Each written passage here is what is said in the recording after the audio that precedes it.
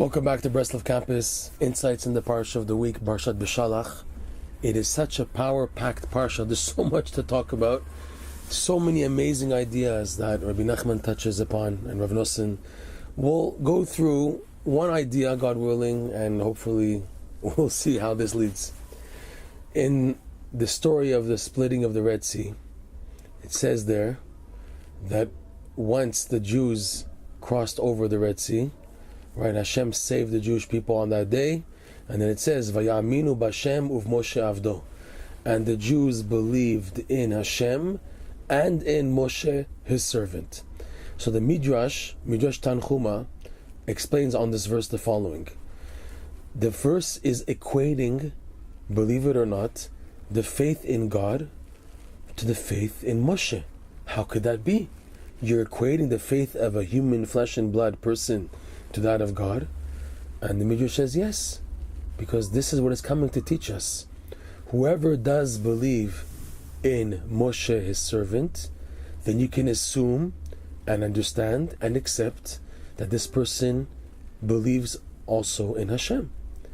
And whoever does not believe in Moshe, his servant, then you should know that this person also does not believe in God. God forbid. How could that be? Because we have to understand the role and the mission of the Tzaddikim throughout the generations were the main example, the epitome picture of a tzaddik as a Jewish leader is Moses, Moshe Rabbeinu. The mission of all these tzaddikim is to implant in the Jewish nation proper faith in God. They give us the ideas and perspective how to properly connect to Hashem, and by doing so, to be properly connected in davening, to the extent that we feel our prayers are getting somewhere. This is the whole real power and benefit of tzaddikim, is that they teach us how to connect to God.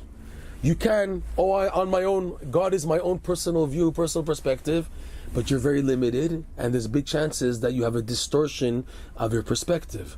Whereas the tzaddikim, who have the proper transmission, thanks to Moshe Rabbeinu, of how to properly connect to God, and they share these perspectives with all upcoming generations, so we see that the way to properly connect to God in a format that I will really, really, truly, and not in a distorted manner, connect to God and see the results, is through the advice and guidelines given by the tzaddikim.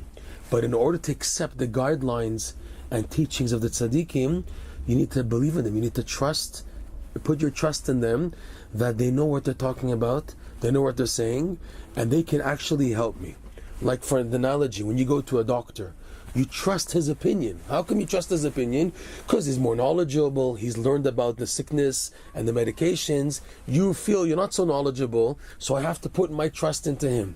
So too, the tzaddikim are the real doctors of the soul, these ones who know with their proper vision from the Torah's perspective of what's actually happening in the world, what's actually happening to a person, they can offer the proper advice to know how to connect to Hashem. So it makes perfect sense that whoever has faith in the tzaddikim will automatically have faith in Hashem. And the opposite is also true. People who discard and don't value the tzaddikim and look down upon them, so know, K-N-O-W, that their perspective of Hashem is also distorted. Because the way the tzaddikim give over the perspective of how to connect to God is clear, it's based on the Torah, and it has results. It has a continuously, like we see till today, that the Jewish people continues to exist, and we're still holding on, hoping finally for that day when Mashiach will come and the third temple will be built.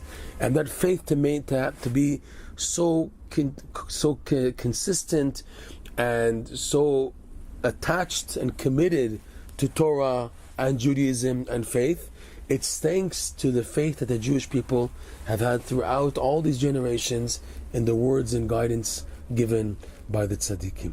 So from this we see how it's so fundamental having faith in tzaddikim. Now, throughout the parshas, starting from Shmot already, we see that there was already a bit of conflict against Moshe Rabbeinu.